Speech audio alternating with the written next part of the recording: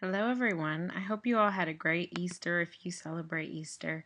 And I hope you're ready to get back at it. We are at week 2, which means or week 12, I'm sorry, which means we are getting closer and closer to the finish line.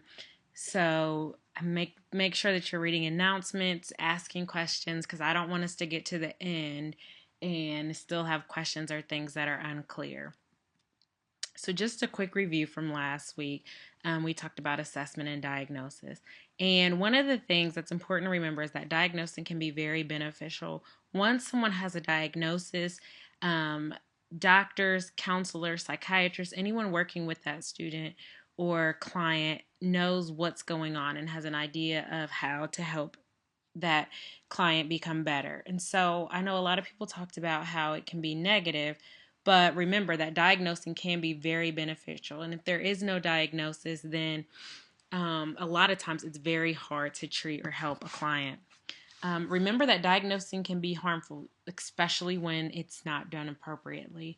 Or if given a wrong diagnosis. If you're treating someone for bipolar that should be treated for, say, depression or ADHD, that's going to look very different.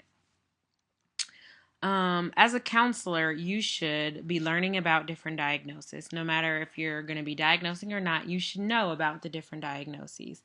I encourage you all to take our diagnosis class if possible, even if you're not going to be a mental health counselor.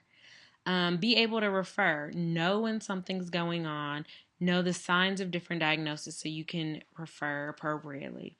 Be able to work with other counselors. If you're a school counselor, you can really benefit from working with the mental health counselor that has diagnosed this client that you're working with. If you're a mental health counselor, you can learn a lot about a student in a school from a school counselor because the student isn't there most of the day. So be able to work with other counselors. And then only diagnose if your license allows for it. As school counselors, we should not be diagnosing. And so make sure that you aren't telling parents, oh, I think your child has depression. But make sure you're referring them because you can get in a lot of trouble and it's also really harmful. Now we're moving to assessment and counseling. And assessment and counseling has also been called outcomes research. And I love outcomes research because it helps us to show administrators or other stakeholders that what we do works. A lot of times you will hear school counselors being cut. And so this sort of says, this is what I can do.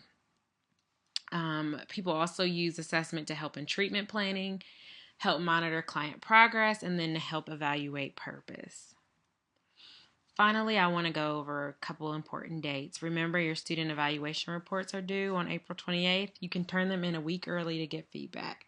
I will be grading them based on the rubric, so make sure your APA formatting and everything is ready to go because I will be grading exactly to that rubric.